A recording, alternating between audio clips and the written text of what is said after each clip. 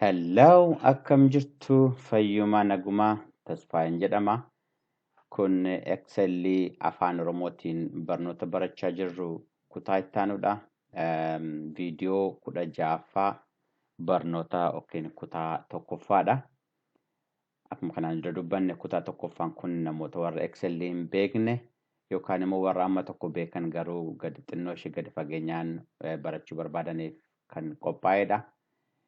Barnoonni keenyatti fufaa. Kanaan dura home tab, file tab, home tab warra jiran keessaa ilaallee turre. Amma insert tab irra jirra. Insert tabii amma sadarkaa kutaa kanaaf ta'u ilaalaa jirra. Viidiyoowwan darban keessatti warra akkamittiin chaartii tokko akkatti gargaaramnu ilaallee turre. Amma warra chaartii dabarraa kan nu hafee pivot chaartiidhaaf map chaartiidha jara kutaa itti dhufu keessatti ilaalla. Daataa maappiidhaaf ta'u pivotiidhaaf ta'u qabaachuun irra jiraata. Jara kanas sadarkaa amma jirru wajjiniin baay'ee waan cimaniif irra dabarraa kutaa biraa keessatti baranna. Ittaansinee warra jiran kana warra amma jiran kana ilaalla warra salphaatti ilaaluu dandeenyu. Jara kanatti itti deebina kutaa lammaffaa keessatti kutaa olaanaa keessatti jechuudha. Jara links of text symbols warra jiran kanarra hunda isaa walfana ilaaluu yaalla maaliif gaggabaaboo waan ta'aniif. Links akkuma argitan linkii yookaan faayila kompiitararra jiru yookaan faayila intarneetarra jiru yoo asii qabiyyee yookiin kontentii qabaanne waan barreessine qabaanne akka ragaattis haa ta'u akka informationii dabalataatti yookaan faayila jiru yookaan immoo intarneetaa itti hidhuu dandeenya jechuudha. Egguu hidhamee booddee eggii linkii ta'ee booddee akkuma intarneetaa rukunne banannu akkuma sanatti banachuu dandeenya. Fakkeenyaaf linkii tokkoon isinii bana.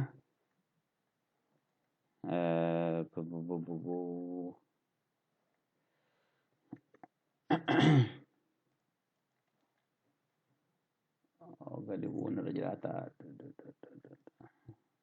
Dhiifama.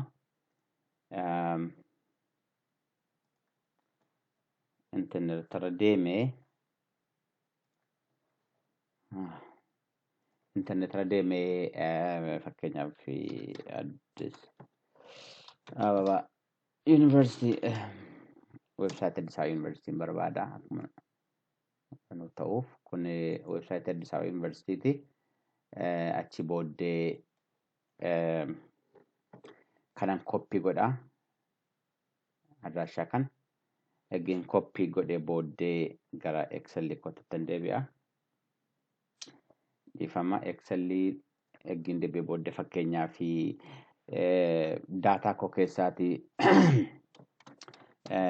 lakkoofsi barattootaa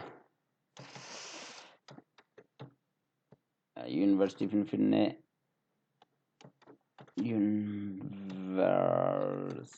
Yuunivarsiitii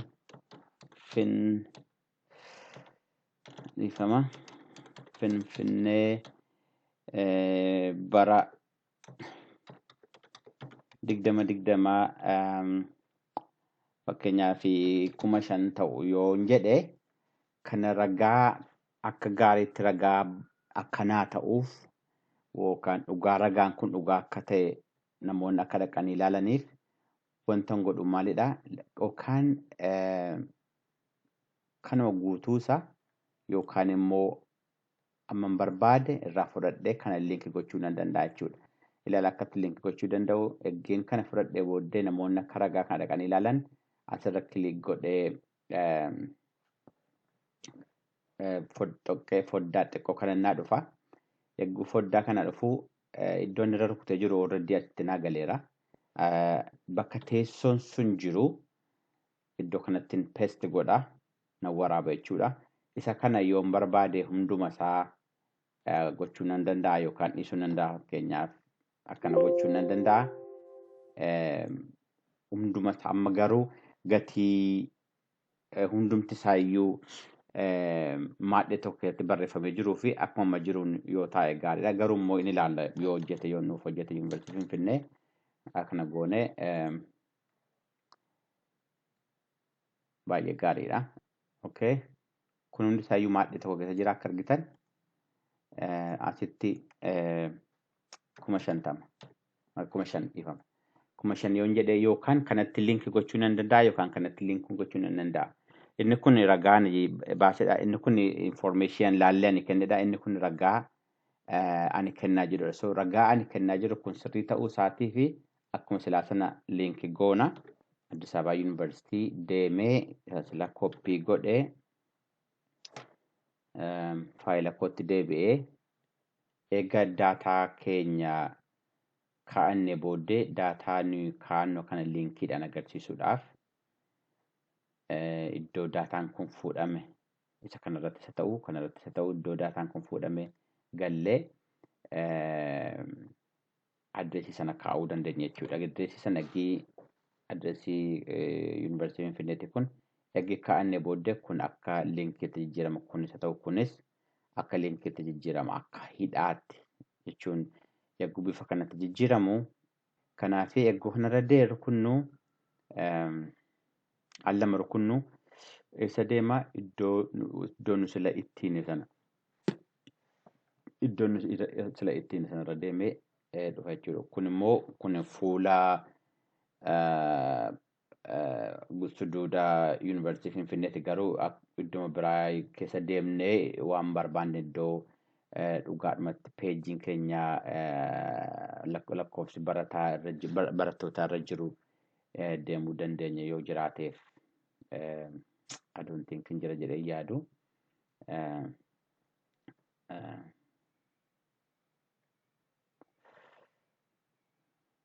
Lakkoofsi barattootaa waa'een barattootaa iyyuu hin jiru.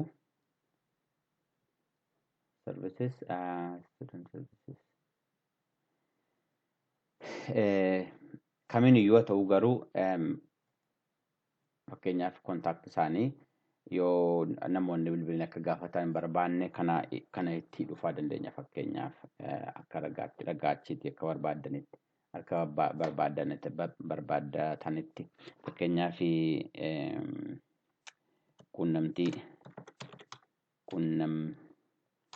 quunnamtii yuunivarsiitii Finfinnee jennee booddee namoonni yuunivarsiitii Finfinnee irraa dhaqanii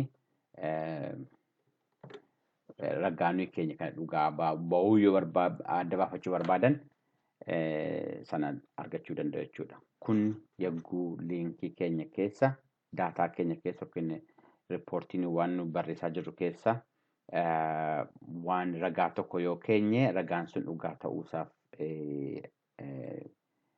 soba ta'uusaa warri adda baafachuu barbaadan dhaqanii intarneet irraa akka baafatan tokko sanadha. Yoo immoo ofuma keenyaa iyyuu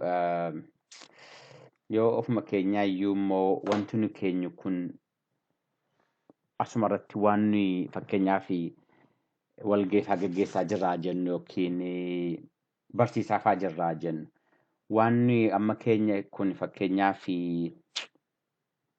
information keenya kun yoo kompiitara keenya keessaa qabaanne fakkeenyaaf gabaa har'aa jennu gabaa har'aa kana yoo information waa'ee gabaa qabaanne irra ta'e fakkeenyaaf kana dura gatiin daataa kana qabuufan isin fida oolmaa gabaa kana isinitti agarsiisuu barbaadaa jennu fakkeenyaaf kana hidhuu nan danda'a oolmaa gabaa waa'ee oolmaa gabaa guun haasa'u kana banee tokko tokkoon isa kana akkam barbaade kana barbaadee utuu hin fidin jalqabuma iddoo isaan toshadha iddoo inni jiru oolmaa gabaa iddoo inni jiru ammallee iddoo inni jiru hin beeku garuu wajjiniin barbaaduu hin dandeenya. Eggii kana yoon kana yeroo sana waa'ee gabaa kana haasa'u kun akka dhufu yoo barbaade I think desktop irra jiran fakkaata.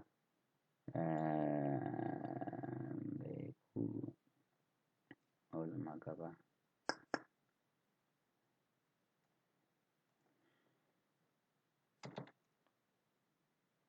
Anyway, fakkeenyaaf lakkoofsan isinitti agarsiisuu barbaade kana yoo ta'e yoo dokumentiin kun sana ta'e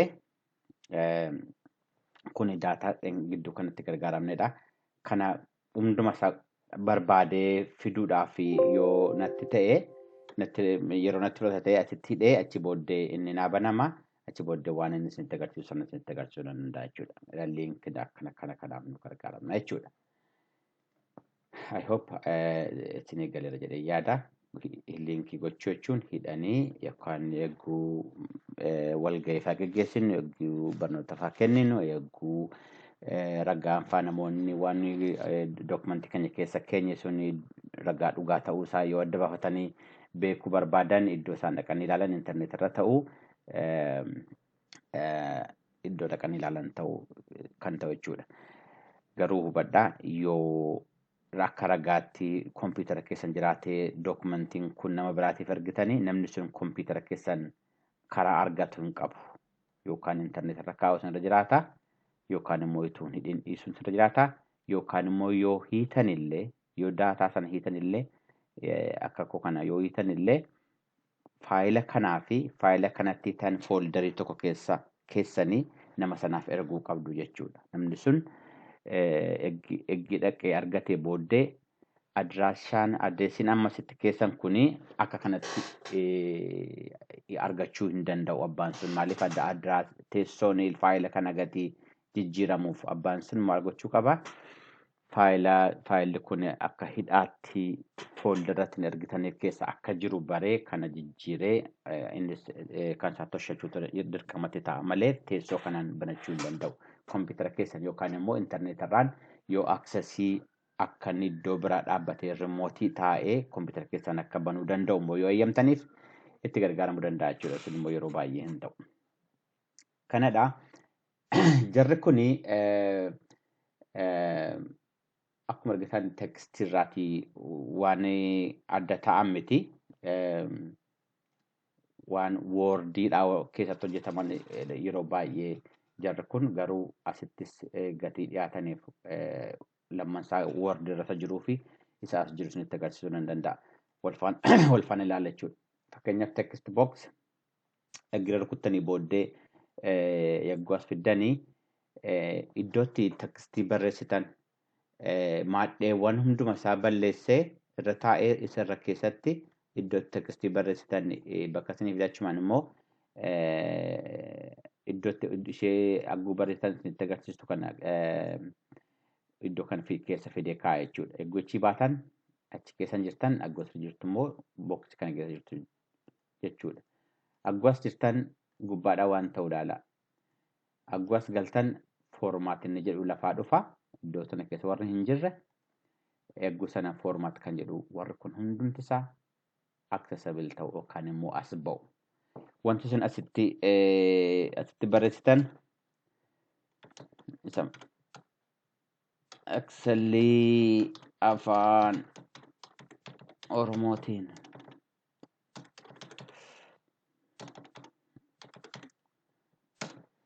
akkuma woordii keessatti barreessaa jirtanitti kan barreessan jechuudha as keessatti. Akka maadhee tokkotti ta'e akka booksi tokkotti ta'e kun gaarummaan isaa yoo ilaallee dabalataa kennuu barbaaddan yoo fakkeenyaaf wayi tokko keessanii booddee waa'ee sana yoo ibsuu barbaaddan waan akkanaatiif gargaara iddoo kana. Yeroo baay'ee ittiin gargaaramnu Excel irratti Word irratti galuutti gargaaramnu yeroo baay'ee. Jara kana jijjiirtanii booddee immoo wanti isin as keessaa hunduma isaa akkuma foormaat gootan akka barbaaddanitti jijjiirrachuu kan isin dandeessisu ta'a jechuudha. Kana Word keessatti probably yoo Word barattu ta'ee yookiin barattanitti ta'ee moobii yoo Word cover goona ta'ee gara fuulduraatti inni ilaalla wajjiniin kana. Kun qubeedhaan waan barreeffamu yookiin tekstiidhaan waan barreeffamu galchinee informationii dabalataa kennuudhaafidha. by the way information qubee duwwaamti kan barreessinu lakkoofsaanis hin barreessina garuu akka information dabalataatti akka Excelliitti gochuudhaaf. Asirratti formulaan hin jiru, asirratti calculate gochuun hin jiru. Kana irraanfachuun qabdanii. Tokko sanadha kanadha kan. Kun Wordidha wajjin wal fakkaatu nutti agarsiisa.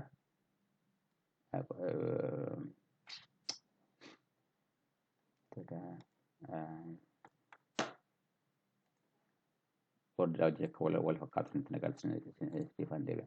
Kan biraa headerii fi footer waan jedhamudha. Headerii footeriin eggii waa tokko barreessinee booddee dokumentii keenya eggii toshinee booddee daataa sanaan ala dokumentii keenyaan ala mata duree dokumentii keenya hundumarratti yookaan miiljalee dokumentii keenya hundumarratti akka mul'atu iddoo itti galchinudha. Fakkeenyaaf maal jennu yoo kun baay'ee barnootaa ta'e lakkoofsa barattootaa yoo ta'e lakkoofsa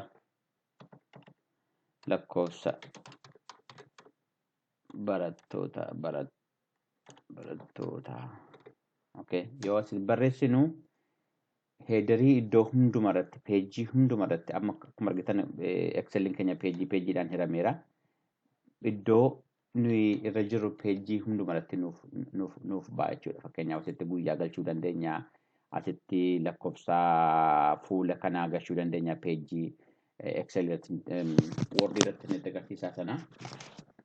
Gara caalaa garuu asirratti tun taane Word irratti kan gargaaran. Asitti immoo footer miilloo fakkeenyaaf bara 2020 ifama.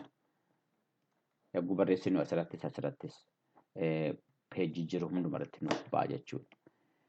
Egaa kun yeroo baay'ee Excel irratti tun taane yogguu Wordii ifamaa yogguu Wordii barreessinu fakkeenyaaf yogguu riippoortii barreessinu yogguu xalayaa barreessinu baay'eetti gargaaramna. Yoo Wordii yoo Excel irratti barbaannes galchuu dandeenya jechuudha. Kan biraa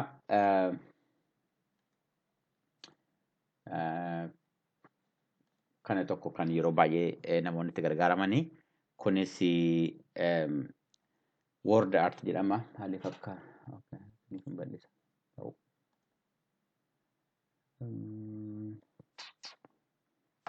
no word art jedhama tu kuno insert word art maaliif akka achirratti mul'achuu dandeeku garuu ammee bigatii kuniif kun gidduun walitti cuunfameef ta'uu danda'a. Word artiin yeroo baay'ee namoonni maal jedha eeguu fakkeenyaaf barreeffama babbareedaa tokko fa'aa baga nagaan dhuftanii bagattiin si ga'e happy birthday fa'aa maal kana kanaaf warri barreessan waan ittiin barreessanidha kun. Yeroo baay'ee immoo Excel irratti tumiti Word irrattidha Microsoft Word irrattidha. Asitti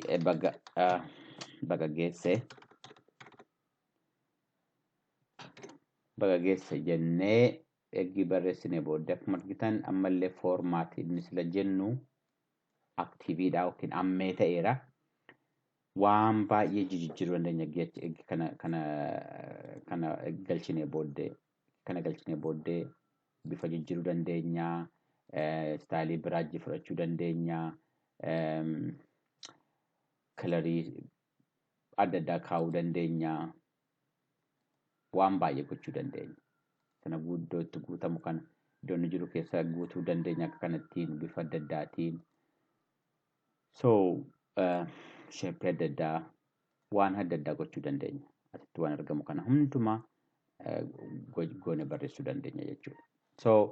Kun Word art jedhama. Gara caalaatti Word irratti baay'ee bareedaa isinitti agarsiisa guma sirraatti finnee booddee. Kan biraa ani isinitti agarsiisuu barbaadu insert kanatti deebina. Okay, object kanatti deebina. Equations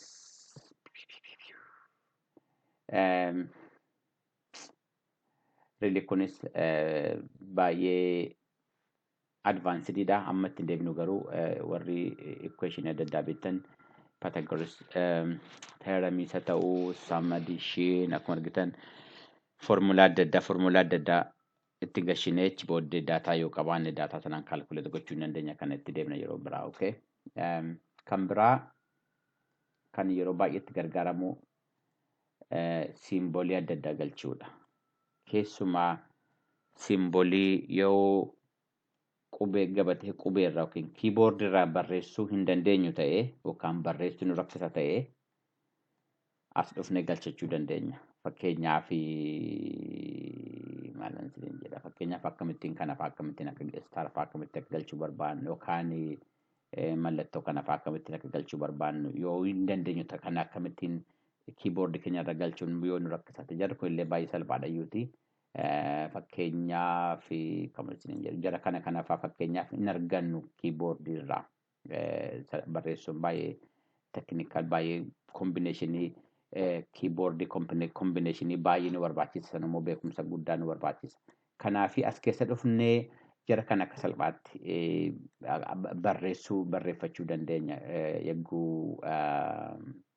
yagguu barreeffama keenya keessa kan galchinu barbaanna jechuudha. Jarri kun baay'ina qabu akkuma argitan baay'ina qabu. So yoo wanti tokko sammuu keenya keessa jiraate dhufnee eessa arganna akkamittiin hin barreessinaa jennee yoo barreessuun baay'ee nu rakkise dhufnee as keessaa barbaannee asitti argachuu dandeenya. Kana fakkeenyaaf jajjara kana fakkeenyaaf kan doolaraa qabnaa. Kan paawundii hin qabnu isa akkamittiin barreessina yoo jenne just dhufnee asirra paawundii iddootti galchuu barbaannu sana eegiru kunnee booddee dhiifama. Iddootti galchuu barbaannu sana eegiru kunnee booddee simbolii irra dhufnee gallee achi booddee isa galchuu barbaannu sana rukunnee achi booddee insert goona already akkasittiin nu gala jechuudha. Kunis illee baay'inaan Excel irratti tun taane Word irratti yoo Excel irra ta'e akkuma kanaan dura argine bum ifama. Akkuma kanaan dura argine yoo kana fakkeenyaaf yoo kana gara qarshiitti jijjiiruu barbaanne kanaan dura argine irra qarshii akkamittiin gara qarshiitti akka jijjiiruu dandeenyu kana keessaatti dhufnee argine irra kana keessaatti dhufnee argine irra tokko tokkoon argine irra kanaan dura. So sanarra hin deebinu. Kanadhaa jaran ammas itti agarsiisa kana Word irraatti garuu gara caalaatti kan itti gargaaramnu Word irraatti itti agarsiisa. Idduma jiran insatti mageessa jiru garuu kunoosuma jiru. Headeriin kunooti, footeriin kunooti, page numberiin kophaatti jira, text boxii akkuma sila jenne isuma silaatu jira. Asitti dizaayinii adda addaatiin galchuu dandeenya iyyuudha. Okay, functioning kun jarri kuni principal jalqabuma isaa kan Wordiiti kan Excelliitu hin taane. Word artiin jira akkuma sila sinin jedhu. Maaltu jiru linkiin jira akkuma silin silaatiin wanti garaagaraa jira baasuun jiru gara caalaa asitti gargaaran.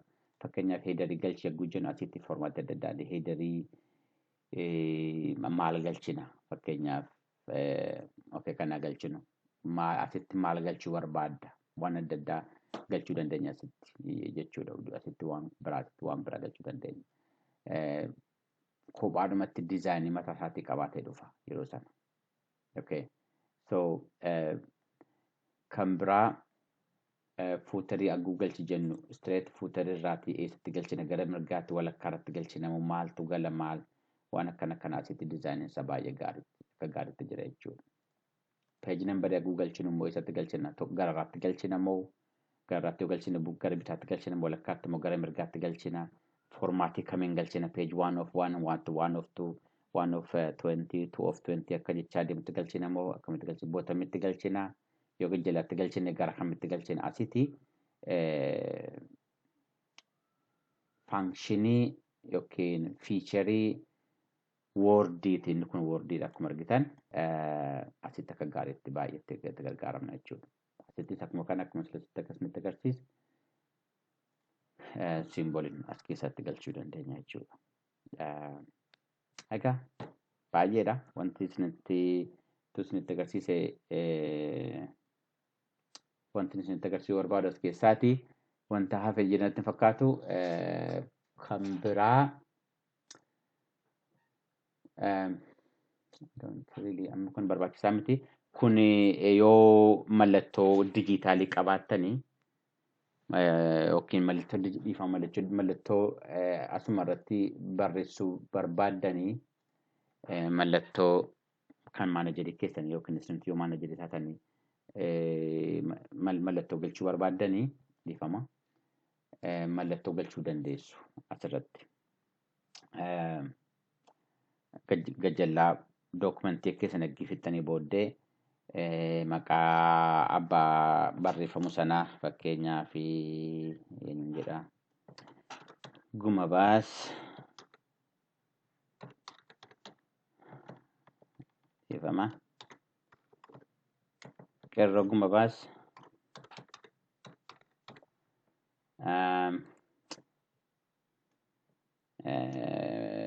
asitti fakkeenyaaf maanejers hoogganaa bulchaa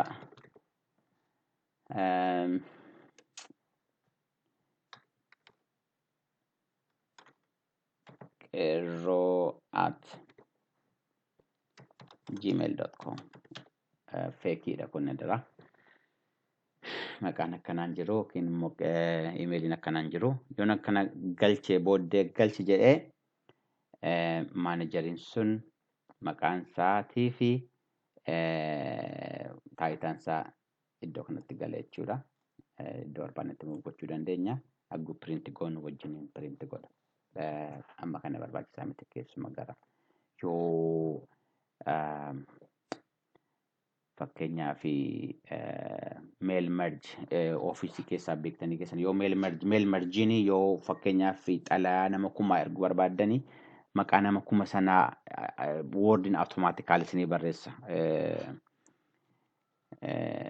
Yoo kana ta'e kana galchuun hin danda'ama. Kanatti galchuu wayyaa nama 1,000 kan 500 harkaan barreessuu irraati jechuudha. Inni woordii irratti asirratti miti. Egaan kanadha. Galatoomaa viidiyoo kana asuma irratti dhaabna. Yoo gaaffii qabaattan yoo komentii qabaattan viidiyoo kana gajjalaatti naaf ergaa. Amma daamatti deebisuun yaala. Galatoomaa guyyaa eebbifamaa qabaadhaa. Nagaatti.